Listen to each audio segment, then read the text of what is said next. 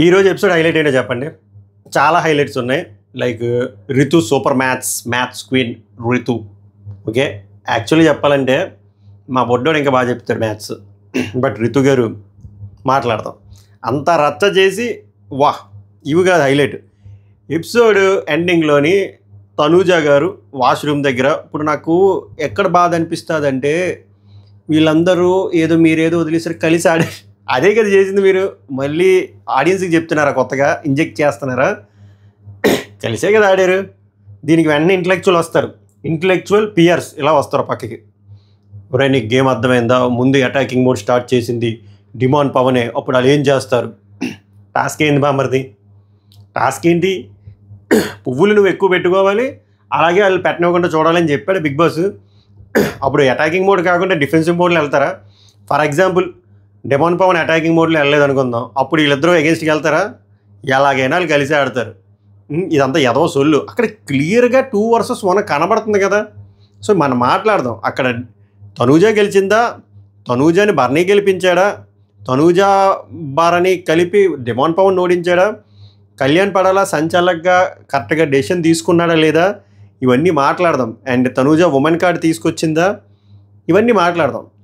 But అక్కడికి వెళ్ళే కన్నా ముందు ఇక్కడ ముందు అప్రిషియేట్ చేస్తాను. ఈ పియర్గా ఇవి వినరు. ఇది వినండి, కుట్లు తెంచుకోవద్దు. టాస్క్లో ముగ్గురు ప్రాణం పెట్టి ఆడారు. గొంతుడు పోతుంది. ముగ్గురు భరణి కానీ డిమాన్ కానీ తనూజ కానీ ముగ్గురు ప్రాణం పెట్టి ఆడారు. తనూజ కూడా చాలా చాలా బాగా ఆడింది. డిమాండ్ పవన్ ఇంకా అరాచకం 2 versus 1. బట్ తర్వాత ఆ లూప్ హోల్స్ ఇవన్నీ తర్వాత మాట్లాడుకుందాం. కానీ ఎఫర్ట్ వైజ్ చూస్తే ముగ్గురు, ఇప్పుడు బర్నీ గారి ఏజ్కి చాలా బాగా ఆడారు, తనూజ స్ట్రెంత్కి చాలా బాగా ఆడింది, డిమాండ్ పవన్ అరాచకం. ఫైనల్ వెర్డిక్ట్, ఫైనల్ ఒపీనియన్ అక్కడికి వచ్చినట్టు మాట్లాడతా. ఇమాన్యుల్ చాలా కన్నింగ్ అనిపించాడు. అండ్ ఇమాన్యుల్ తొండి ఆడాడు, అది క్లియర్గా కనబడింది. అది ఎంతమంది నోటీస్ చేశారో చెప్పండి. అసలు ముందు తాడు వదిలేసింది మనోడే. అసలు అంతా రితు సంచాలక్ కంటేనే మామూలుగా ఉండదు, ఇలానే ఉంటుంది వ్యాపారం. అలాగే Ritu maths super super super. ఇంకా బిగ్ బాస్కి మెంటల్ ఎక్కిపోయింది.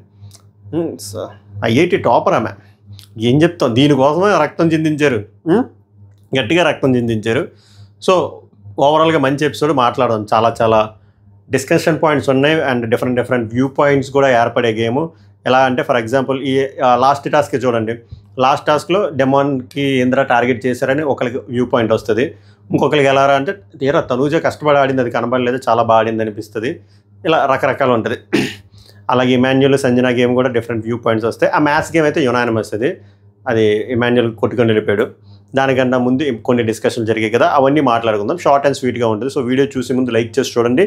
అలాగే మీ విలువైన ఒపీనియన్ కామెంట్ చేయండి. సబ్స్క్రైబ్ చేయకపోతే వర్త్ సబ్స్క్రైబ్ మై రివ్యూస్. లైవ్లో టాస్క్ సుమనన్న ప్రభంజనం వర్సెస్ తనూజ, తెలుసు కదా సుమనన్న గెలుస్తాడు. సపోర్టింగ్ టాస్క్ కూడా ఉంది అందులో, చెప్తా. మిడ్ నైట్ టాక్స్లో అది కూడా కొంచెం కలిపి టాస్క్ ప్లస్ పోస్ట్ డిస్కషన్లు అన్నీ 5కో 6కో వస్తుంది. సో యూ డోంట్ వరీ, నేను కవర్ చేస్తాను. మెహూనా ఐఎమ్ దేర్. షార్ట్ అండ్ స్వీట్గా ఉంటుంది. ఒక 20-25 నిమిషాలు అన్నీ కవర్ అయ్యి ఉంటాయి.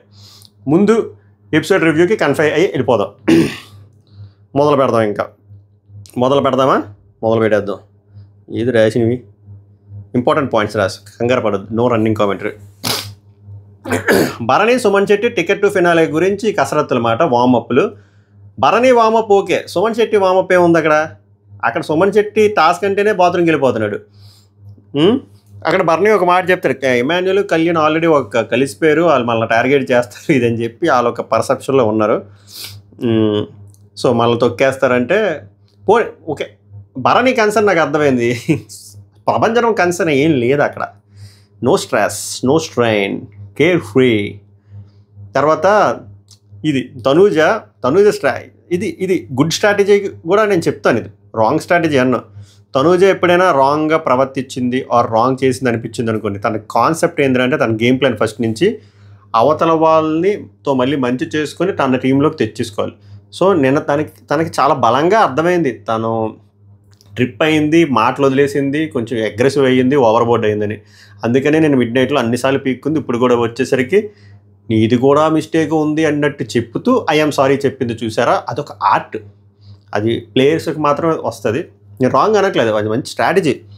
సో ఏమంటుంది తనుజ డిమాండ్కి, నువ్వు పెట్టిన పాయింట్స్ కరెక్ట్ అయితే నేను ఫీల్ అయ్యేదాన్నే కాదురా, నాకు నీ పైన అరవడం నాకు నచ్చలేదు, నేను బ్యాడ్ అయినాను, నేను రాక్షసులా కనబడ్డాను అని చెప్పి, అంటే నీదేరా తప్పు బొక్కగా నువ్వు బొక్కలో పాయింట్లు పెట్టావు, నీ వల్ల నేను బ్యాడ్ అయిపోయి అయినా నేను చాలా హర్ట్ చేసి ఉన్నట్టు ఉంటే ఐఎమ్ సారీ. అదొక గేమర్ తాలూకా లక్షణం, నేర్చుకోండి. నేను మళ్ళీ చెప్తున్నాను, ఇది పాజిటివ్ నోట్లోనే చెప్తున్నాను, మీకు వేరేలా అర్థమవుతుంది. ఇమాన్యుల్ వచ్చేసరికి సంజన, ఇంకో గేమరు. ఎవరు? ఇమాన్యుల్. నిన్న అని చెప్పి ఏడుస్తుకున్నారు ఇద్దరు, తనూజ ఇమాన్యుల్ అని చెప్పి. ఎందుకు ఏడ్చిందంటావు? నిన్న తెలియలేదా? నిన్న మీ ఇద్దరు కిడ్నీలు టచ్ అయ్యాయి కదా, ఇద్దరు కిడ్నీలు టచ్ అయ్యి కిడ్నీ పర్ఫార్మెన్స్ వచ్చింది కదా, మళ్ళీ ఇప్పుడు అమ్మని అడుగుతావేంది? ఎందుకు ఏడ్చిందంటావు? ఫ్రెండ్ అయితే నామినేట్ చేయకూడదా? నాకు సాక్రిఫైస్ గురించి ఎన్ని మాట నాకు బాధ అయిదా మమ్మీ, తను అలా ఏడిస్తే నాకు కూడా ఏడుపు వచ్చింది. మరి ఏడుపు వచ్చింది కదా, మళ్ళీ ఎందుకు ఈ డిస్కషన్? నిన్న మీ ఇద్దరు ఫుల్ ఓపెన్ అప్ అయిపోయారు, మీ ఇద్దరు హృదయాలు కలిసే, కిడ్నీలు కలిసే, లివర్లు కలిసే, ఇంకా స్నేహం అంటే ఐదేరాలాగా వేసుకున్నారు. మళ్ళీ క్వశ్చన్ మార్క్స్ ఏంది? ఏదో కన్వే చేద్దండి. ఇద్దరు గేమర్లే ఇన్ దేర్ ఓన్ వే. ఆడియన్స్కి చెప్పడం మాట మనం తెలుసుకోవాలి వీళ్ళిద్దరివి. ఇంకొన్ని వారాలు అంటే మళ్ళీ వీళ్ళు కొట్టుకుంటారు, మళ్ళీ విడిపోతారు. మనం జఫాగలమి, మళ్ళీ తర్వాత పోయింది మళ్ళీ కలుస్తారు. మనం చెప్పే కదా మనం జఫాగలమి. తర్వాత ticket to finale task. So ticket to finale task పెట్టారు, అది నాకు బాగా అనిపించింది. అదే అగ్ని పరీక్షలో టాస్క్ అబ్బా సేమ్. అక్కడ ఎవరికి తెలుసా అడ్వాంటేజ్ అనుకోవచ్చు, డిసడ్వాంటేజ్. మధ్యలో ఉన్న వాళ్ళకి ఎక్కువ పాసిబిలిటీస్ ఉంటాయి ఎవరితో ఆడాలన్నా. ఆ కార్నర్స్లో ఉన్న వాళ్ళకి ఎక్కువ పాసిబిలిటీస్ ఉండవు. ఇమాన్యుల్కి ఎక్కువ పాసిబిలిటీస్ ఉన్నాయి. ఫర్ ఎగ్జాంపుల్ తనూజకి ఎక్కువ పాసిబిలిటీ ఉండవు, రితువుకు ఉండదు, అటుపక్క కార్నర్లో ఉన్న డెమాన్కి ఉండవు. సో కాన్సెప్ట్ ఏంద్రా అంటే ఫస్ట్ టాస్క్లు ఆడతారు, టాస్క్లు ఆడిన తర్వాత ఎవరైతే గెలుస్తారో వాళ్ళు ఛాలెంజ్ చేస్తారు. అది డూ ఆర్ డై లాగా. ఛాలెంజ్ చేసి గెలిస్తే అటుపక్క పర్సన్ మన బ్లాక్ కూడా మనం వేసేసుకోవచ్చు. ఓడిపోతే వీళ్ళ బ్లాక్లు కూడా వాళ్ళకి వెళ్ళిపోతాయి. అలా ఎండ్ ఆఫ్ ద డే ఎవరికి ఎక్కువ బ్లాక్లు ఉంటే మొత్తం బ్లాక్లు ఎవరైతే ఆక్యుపై చేస్తారో వాళ్ళు విన్నర్. నాకు తెలిసి లాస్ట్ 2 వరకు ఉంచి వాళ్ళిద్దరికి సెపరేట్ టాస్క్ పెడతారేమో, చూద్దాం. రేపటికల్లా అయిపోతుందండి, 3 రోజులకి టికెట్ టు ఫైనల్ టాస్క్ అవగొట్టేసి తర్వాత వేరే టాస్క్లు ఏదో పెడతారంట. సో ఆల్రెడీ మీకు తెలుసు కదా, తనూజ కూడా అవుట్ అయిపోయింది, సుమన్ శెట్టి కూడా అవుట్ అయిపోయాడు, అండ్ సంజన గారు కూడా అవుట్ అయిపోయారు. ఈరోజు మనకు చూపించింది ఓన్లీ సంజన. ఫస్ట్ టాస్క్ కంటే ముందు నేనేమంటాను అంటే వీళ్ళు ఒక డిస్కషన్ పెట్టుకున్నారు. సంజన 2 బాయ్స్ అయితే ఏమో ఓకే అని చెప్పి ఆమె, తనూజ అయితే లెట్స్ గో విత్ 3 బాయ్స్, తర్వాత సంజన కూడా 3 అమ్మాయిలు వెళ్దాం, లేదా 3 అబ్బాయిలు వెళ్దాం ఇలాగా అని చెప్పి అయిపోయిన తర్వాత చివరిగా ఏమనుకుంటారా అంటే కళ్యాణ్, ఇమాన్యుల్, డిమాను ఓకే అనుకుంటారు. అప్పుడు అందరూ సైలెంట్గా ఉంటారు, అందరూ ఓకే అంటారు. రితు కూడా ఏమందో. అయిపోయిన చాలాసేపటి తర్వాత లైవ్ చూసిన వాళ్ళకి అర్థమవుతుంది, అనవసరమైన పెంట గొడవ, ఫిష్ మార్కెట్ కూడా అది ఏదో కంటెంట్ కోసం చేసినట్టు అనిపించింది.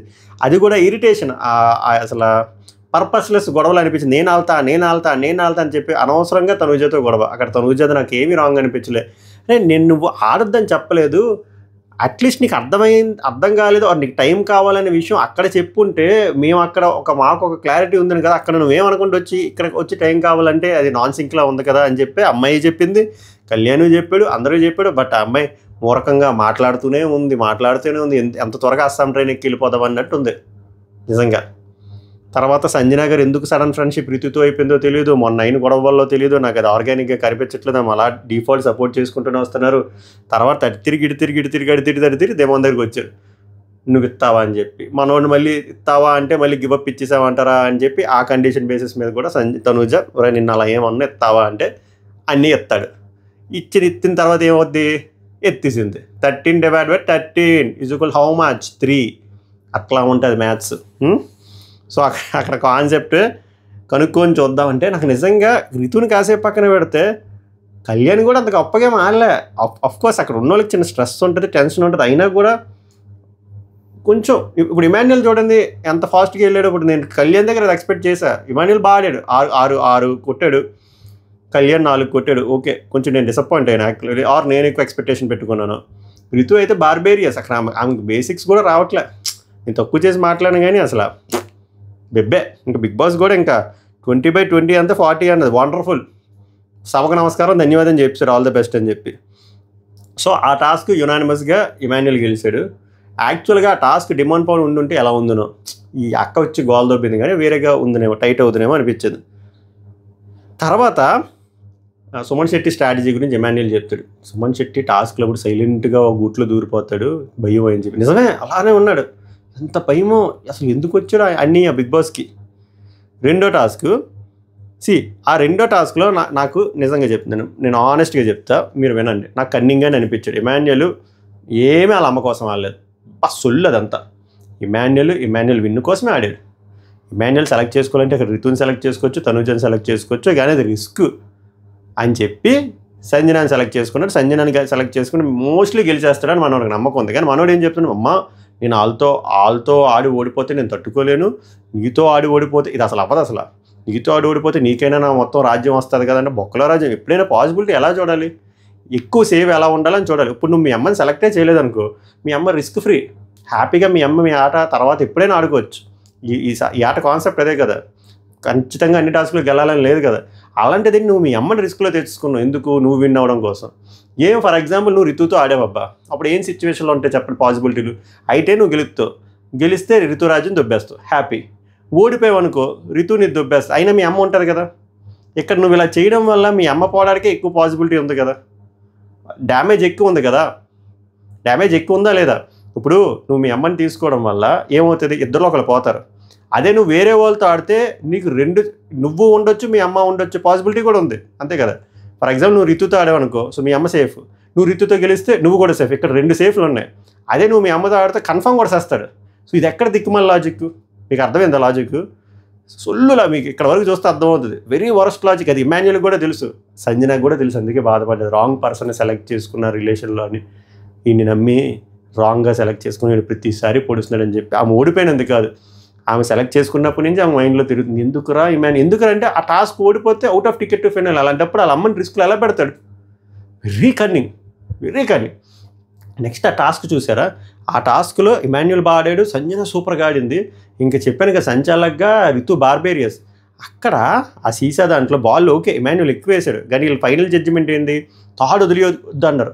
తాడు సంజన వదిలేసే కంటే 4-5 సెకండ్ల ముందు ఇమాన్యుల్ వదిలేస్తాడు. ఒక్కసారి వెళ్ళి లైవ్లోకి వెళ్ళి చూడండి ఎలా వెళ్ళి చూస్తారంటే, సంజన తాడు వదిలేసిన ఫ్రేమ్స్ ఉన్నాయి కదా, దానికి ఒక్క 5 సెకండ్స్ వెనక్కి వెళ్ళి చూడండి, ఇమాన్యుల్ వదిలేస్తాడు. అది ఎవడో చూడలేదా? అసలు ఎవరు చూడాల్సింది బాధ్యత ఎవరిది?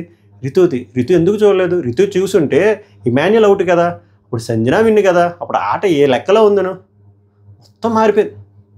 బార్బేరియస్ సంజలక్ అండ్ నాకు చాలా ఆట ఇద్దరు బాడారు, కానీ ఇమాన్యుల్ చాలా కన్నింగ్ అనిపించాడు. అందుకే ఆమె బస్ట్ అవుట్ అయ్యి వాష్ ఏరియా దగ్గర ఏడిచింది. ఓడిపోవడం ఒక లెక్క అంటే ఇలాంటి పర్సన్నా నేను సెలెక్ట్ చేసుకున్నానని చెప్పి పిల్లలు వచ్చి అఫ్కోర్స్ మోటివేట్ చేశారు, ఋతు మోటివేట్ చేశారు, నేను ఇంకా నామినేషన్ కూడా వేయలేను, సూపర్గా ఆడారని కళ్యాణ్ మోటివేట్ చేశారు, అందరిని మోటివేట్, ఇమాన్యుల్ కూడా మోటివేట్ చేశారు. అది ఫేక్ మోటివేషన్. అది నేను చెప్పాను కదా, నువ్వు సెలెక్ట్ చేసుకోపోయి ఉంటే అసలు ఆమె హ్యాపీగా ఉంది, నువ్వు కూడా ఆడి గెలిస్తే పోతే పోయో, అనవసరంగా మీ అమ్మని రిస్క్లో తెచ్చి బొక్కెట్టేస్తావు. అంతే. ఇమాన్యుల్ ఫ్యాన్స్ ఫీల్ అయినా కూడా ఇది harsh reality. Emmanuel fans deep inside their heart వాళ్ళకి కూడా తెలుసు ఇది. తర్వాత 3వ టాస్క్, ఇది మాట్లాడదాం, త్వరగా ఉంటుంది ఇవాళ. సుమన్ శెట్టి అసలు ఫస్ట్ నుంచి నాట్ ఇంట్రెస్టెడ్, అన్న ఎందుకు వచ్చాడు తెలియదు. సో వీళ్ళు కళ్యాణ్ పడాల సంచాలకు వీళ్ళు ముగ్గురు ఆడారు. ఇది ఆ మడ్ పిట్ బూతులు అవుతున్నాయండి. ఆ మడ్ పిట్లో పువ్వులు ఎక్కువ గొచ్చాలి, పువ్వులు కింద పడి ఉంటాయి, పైనుంచి వస్తాయి. ఒక సర్టెన్ స్టేజ్ తర్వాత గేమ్ ఎలా ఆడాలంటే ఆ పైనుంచి ఇసిరే పూలు వదిలేయాలబ్బా, ఓ బంచ్ ఆఫ్ ఫ్లవర్స్ జాగ్రత్తగా ఉంచుకొని అక్కడితో గేమ్. అనవసరంగా అలిసిపోకూడదు, ఇమ్యూనిటీ ఇంపార్టెంట్, మనం అనవసరంగా ఎనర్జీ డ్రైన్ అవుట్ చేసుకోకూడదు.